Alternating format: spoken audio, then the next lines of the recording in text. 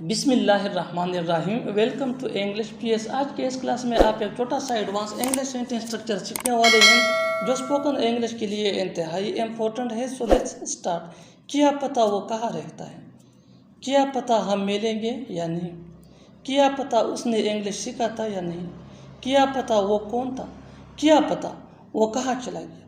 My dear viewers, इन फिक्रों को गौर से देखो। इनमें एक चीज़ कॉमन है और वो है क्या पता।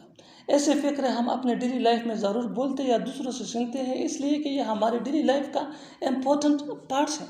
ऐसे फ़िक्र के लिए इंग्लिश का जो स्ट्रक्चर यूज़ होता है, इसको सीखने के बाद आप भी ऐसे फ़िक्रे बआसानी इंग्लिश में बोलने के काबिल हो जाएंगे।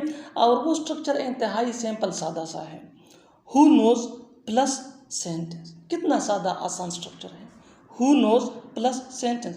फार्मूले को अच्छी तरह समझने के लिए कुछ मिसालें देते हैं। Let's see with the help of example for better understanding.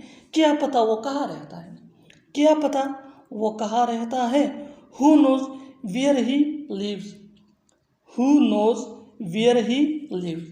क्या पता हम मिलेंगे या नहीं। Who knows we will meet or not, who knows we will meet or not. क्या पता उसने इंग्लिश सीखा था या नहीं। Who knows he learned English or not. क्या पता वो कौन था, क्या पता वो कौन था। Who nose who he was, who nose who he was. Next example for better understanding. अच्छी तरह समझने के लिए एक और मिसाल लेते हैं। क्या पता वो कहाँ चला गया। Who knows where did he go.